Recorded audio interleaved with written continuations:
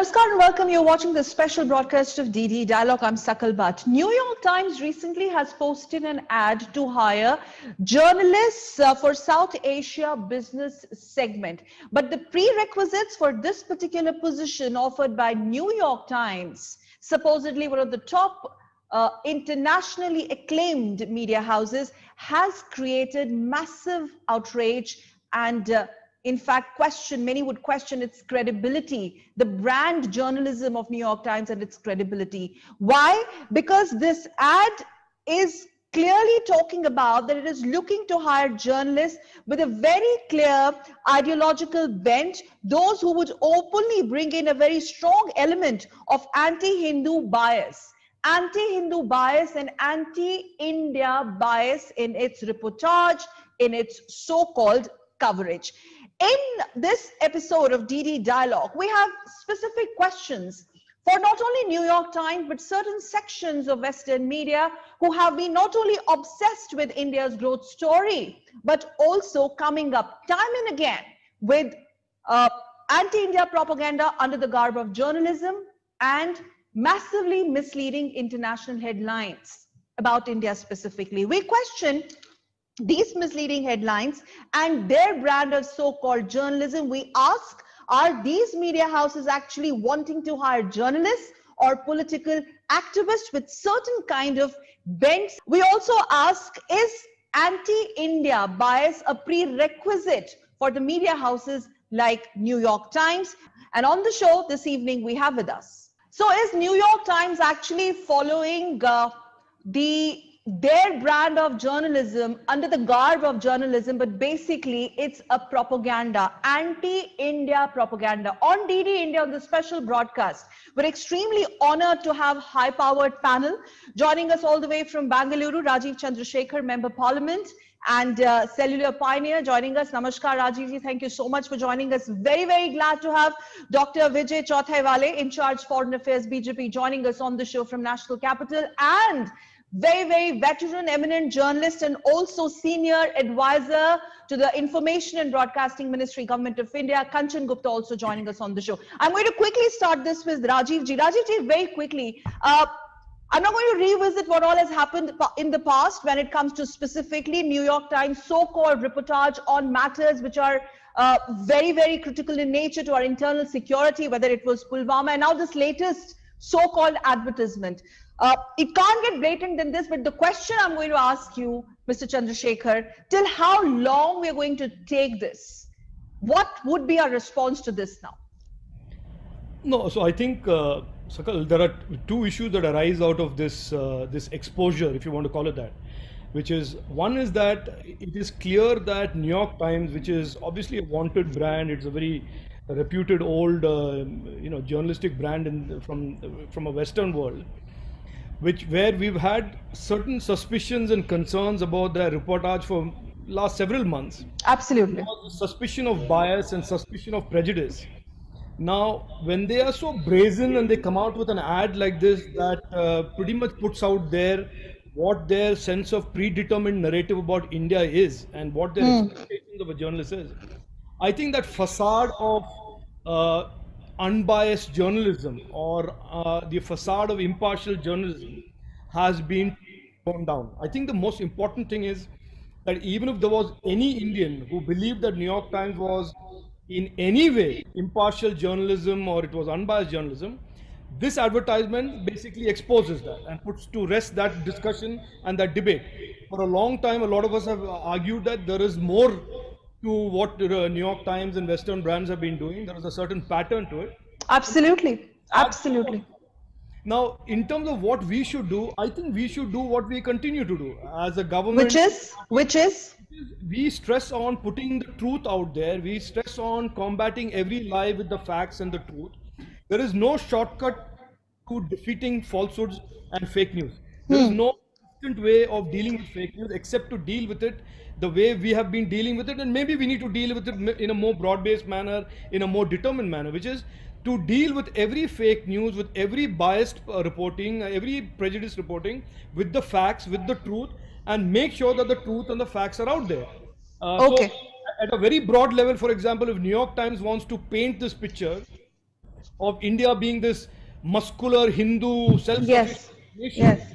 The facts are to the contrary, that the Prime Minister of this country, under him, the Muslims have never felt safer, as the Pew Research today has put out in the last Hmm. few days. Hmm. So I think that is the only way to respond to this, which is to go put the facts out there and combat fake news with the truth. Hmm. Kanchan, sir, the point is that you've questioned the very, existence of New York Times, and you've said that this qualifies to be called as a foreign-funded NGO, and yes, why not? Why not? I mean, look at the ad and the way they've gone about it, and this has, by the way, created massive outrage in social media and otherwise also here in India. Kanchan Gupta ji. See, any newspaper or any, for that matter, any enterprise has the freedom to decide or set the criteria for any employment that it may generate. So there can be no dispute over the New York Times deciding for itself whom it wants to hire. Okay. The Point. problem arises when the criteria that are set reflect not only bias, but I would even go to the extent of suggesting a very well thought out sort of a plan to create a post which will be used specifically for creating or generating stories that are not inimical, the stories that are not helpful for India, or stories that are inimical for India. Now, people have just focused on the one of the criteria they have listed, and that is the, by implication, the applicant should be ideologically opposed to Prime Minister Narendra Modi and his government, and as well as the quote unquote Hindu nationalist ideology of the ruling party. That is only one of the offensive criteria that have been set. The second is that the person will be also working out of India's neighboring countries, namely Pakistan, Afghanistan, Nepal, Bangladesh, Sri Lanka, and over there it is very surprisingly, it is mentioned that these countries have a very complicated relationship with India. So therefore, the hint is that this person's job would be to sort of keep on exploiting the fault lines or the perceived fault lines, and create further disharmony between India's neighborhood and India. And lastly, the third criteria is, and I think, I have looked at several job advertisements while I was an active journalist. Yes, I sir. think it's the first time I am seeing a job advertisement which says that criminal Yes. Yes. charges or criminal background is not a barrier. So Yes. what exactly are they trying to do? Whom are they Yes. trying to hire, and for what purpose? And therefore I said that this kind of criteria, they sort of suit an NGO, activist NGO, and a foreign funded and activist NGO. Dr. Vijay, please come in here. Is this going to not now determine how we deal or how we choose to deal with certain sections of Western media? Because you would agree, as Rajiv ji also mentioned, this is not an isolated incident. And by the way, this is not just about New York Times. New York Times is just one of such examples. If you remember, this selective so-called reportage of certain sections of Western media and their pathological hatred towards Modi government. I agree with you. See, 2-3 things that are happening, and we can see a pattern and a very concerted efforts in the similar direction. And it has 4 salient features.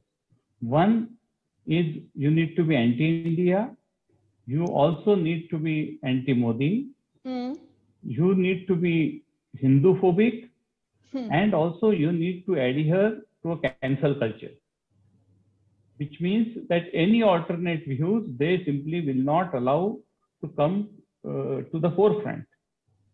And New York Times ad is a very classical example of how they are choosing people to set these four paradigms of this entire narrative. And it has been happening in for last 2-3 years, especially after 2019 victory of Prime Minister Modi. Yes. And this is a continuous pattern you will also see in future.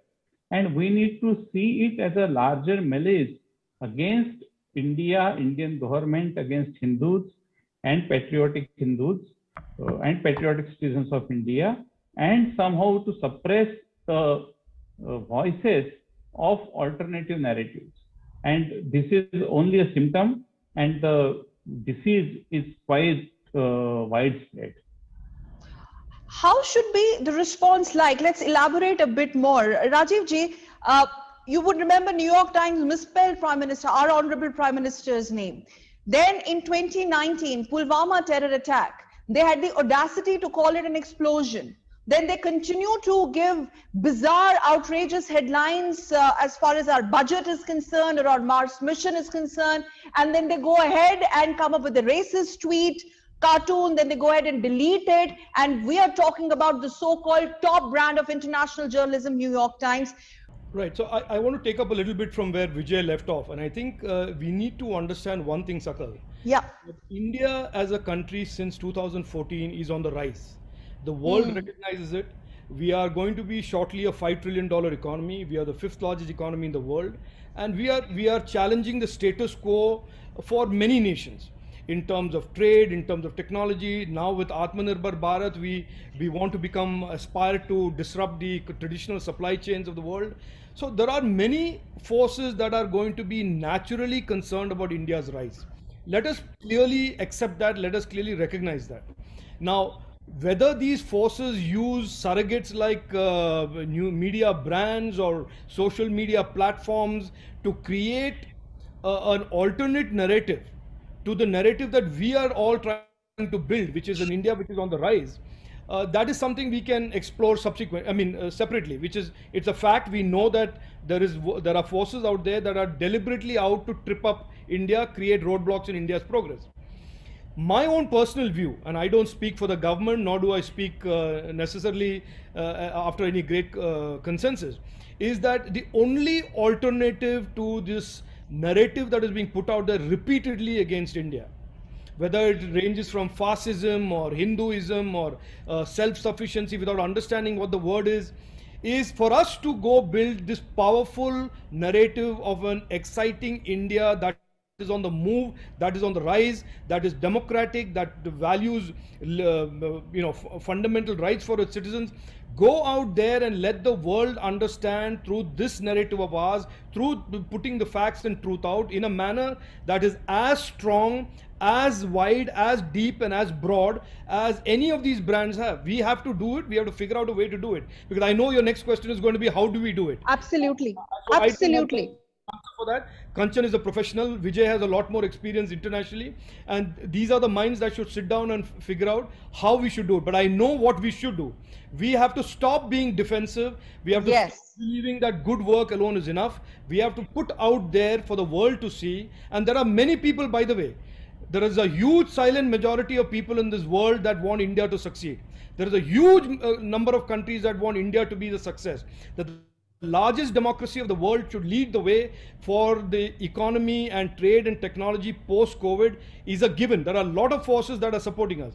But yes, there are forces against us. There is a narrative against us. And we have to put out there what the truth is and what the facts are. How to do it, there are, Yes, like yes. Vijay should speak. Vijay ji, how do we do this? Now is the time. I agree with Rajiv ji that this is the time to create alternative narrative, alternate platforms on all digital and social media, and say it very loud and clear that while we welcome the dissenting opinion and we are not as intolerant as the liberal gang is, we will not tolerate any fake news and any fake narrative. And that is going to be the fight on all the platforms, may it be digital, social, print, and the new age platforms, that we will have to be prepared about it. And that's the only way to do it in a democratic manner. Kanchan Gupta, would you want to add to that? Now, what should be the befitting response, Kanchan Gupta? You're a veteran journalist, one of the veteran journalists the country has had. Have you, in your memory, ever seen such, one-sided, biased, so-called reportage, if I'm allowed to use the word reportage for something like New York Times, against any specific country here in India? Sakal, I don't think this is something which has suddenly happened. Yes. Apropos the New York Times. The last cartoon they carried on India's space mission, yes, and they had to take it down. But that was not the first cartoon lampooning India's success story. True. And the New York Times is not alone. Let's not forget, BBC does it all the time. Yes. They showed military formations, tanks in Chechnya, and said that it was footage from Kashmir. Yes. The Independent ran a story famously saying that the Indian army soldiers are disguising themselves as ghosts. And even Al Jazeera, Kanchana, choosing to call Kashmir, the portion of Kashmir, India-occupied Kashmir. So it's the story is actually way more than just New York Times. Yes. Now, I agree with Rajiv that we have to have our own narrative. When I say we, I mean India has to have its own narrative. It has to be a stronger narrative, and it has to be a compelling narrative. But the problem arises that the global media landscape is largely influenced by what comes out of New York or Washington or London. If there is a pattern to it, if there is this is not something accidental. And there is a pattern to it. There is a pattern Yes. to it. And mind you, the correspondent they're looking for is a business correspondent. Yes. So is it would be very natural for me to raise the question, is the idea to now run a campaign just as the Indian economy is emerging from the smashing it took during the pandemic year? The idea is to now somehow get into place people who will cause damage on the global front against the Indian economy. Is the idea to Yes. influence investors? Yes. Is the idea to influence In fact, ratings agencies? Is the idea to influence global faith in the Indian economy? So these questions are natural, and unless these questions are answered and tackled, we will be saddled with so it's a part. Yes, it's a tip of an iceberg. Rajesh wants to come in here, and just a tip of a larger ploy, because they have the audacity to say in the job opening, India's future now stands at a crossroads. And what is muscular nationalism? What is this comparison about India and China, Rajiv ji? No, so I want to make 2 points here, and I just want Yes. to pick up from where Kanchan's talked about op-eds, opining on a platform versus reporting on a platform. And if you look at the New York Times, the website, they have a section, and it's been there for many, many years, called ethical journalism. And the 8th word of the second line talks about a word called impartial. Impartial. Okay, so I mean, that is what I have grown up to understand what news reporting is. Especially if you claim to be unbiased and impartial, then there is a certain expectation from you. Now, that I just wanted to make that point before I move to another issue, which is, I said, Sakal, in my point, in the second question you asked me, and I said that India is on the rise. India is going to be a large global economy, $5 trillion. Very few countries are going to have that size and scale and momentum as India is going to have. And there is clearly a move afoot, and I say this with all responsibility, by certain sections to make foreign investors wary of investing in India. Please understand, foreign investments are an important part of any growing economy. I see in the New York Times approach to hiring this kind of a business journalist an attempt to try and put pressure on international investors by using words like muscular nationalism. Are you supporting investments in a country that is muscular Yes, nationalist, yes. Hindu, X, Y, and Z, and try and shame large investors and make them go away from India. Now, I don't have facts for it, I don't have evidence for it, but I can see a pattern that having failed in many other ways, now the target is the economy. That is the story, as you rightly pointed out, Dr. Vijay. That is the story. And again, when that is the story, India is on the rise. India will continue to rise, and very strong need to have a very aggressive, this anti-India propaganda narrative that we need to build on.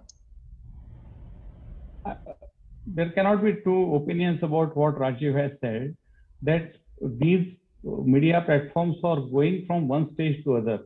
They first tried to vilify Prime Minister Modi since several years.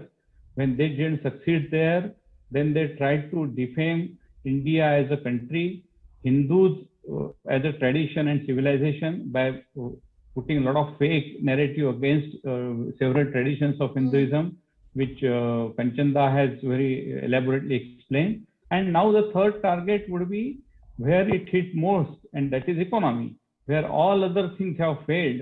Now they thought that economy can be a soft target, where if any damage, if it can be done, it will hurt the livelihood of common men. And that is going to be the next target, not only of the New York Times, but several multi-billion-dollar funded NGOs and also organizations. Okay, we are a democratically elected government that has, whether it is this government in the helm or that government at the helm, that doesn't change the fact we are one of the most vibrant democracies of the world. I'm going to quickly give 2 minutes each to all of you to wrap this up. Your final comments, your message, not only to New York Times. I would like to start with Kanchanda. New York Times is hiring or perhaps aiming to hire a journalist, but that is not the fact. You're hiring a political activist under the garb of journalism with a very vicious vested interest, and your message to such sections of Western media. Kanchan Gupta. Any platform is free to hire whomsoever it wishes to hire.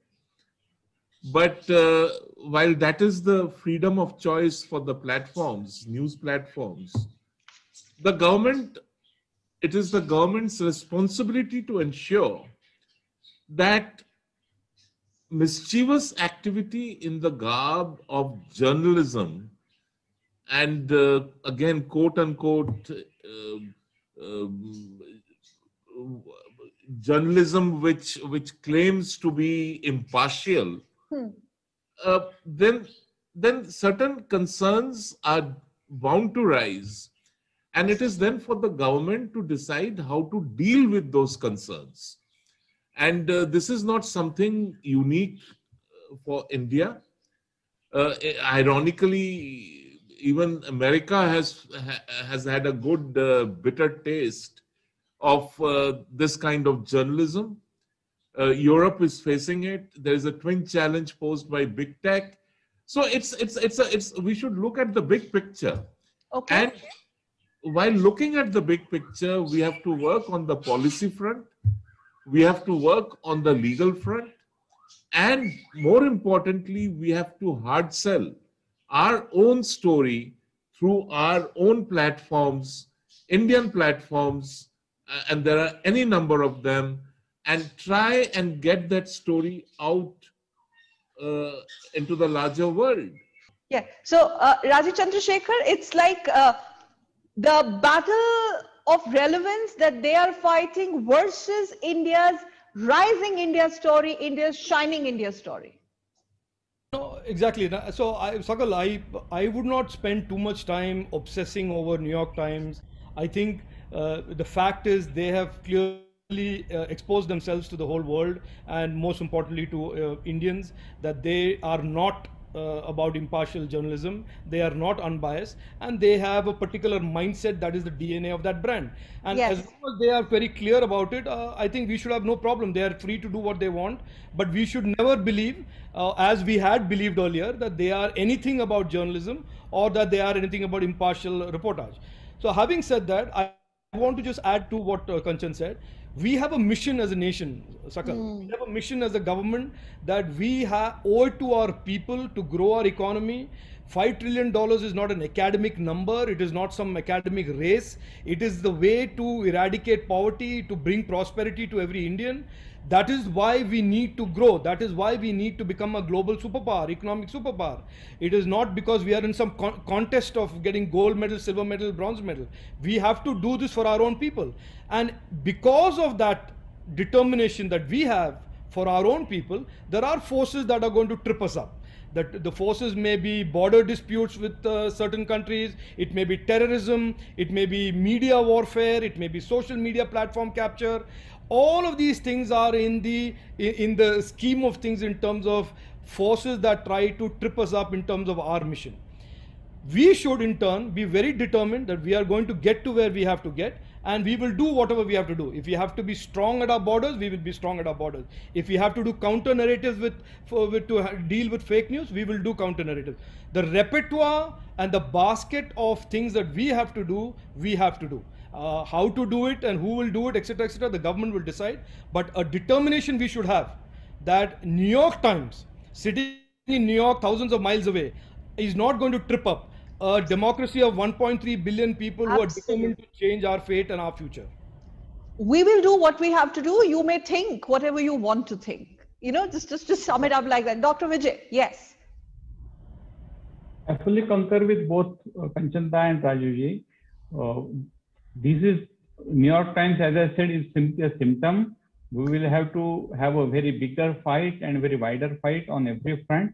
But if someone thinks, any foreign press thinks that it will somehow diminish us, it will dent our reputation, it will dent our resolve to make India a very prosperous, equitable, and as we have always said, Vasudhaiva Kutumbakam and Antyodaya, based on Antyodaya, the progress of the country, they are living in the fool's paradise.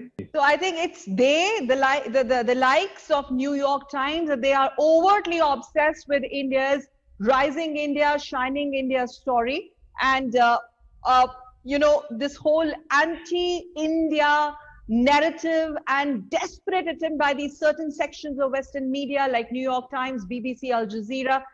As one of our panelists rightly put, this is about their fight for relevance and not about us, actually. Thank you so very much, gentlemen, for joining us on this very special broadcast of DD Dialogue. And to all of you, thank you so much for joining us on DD Dialogue.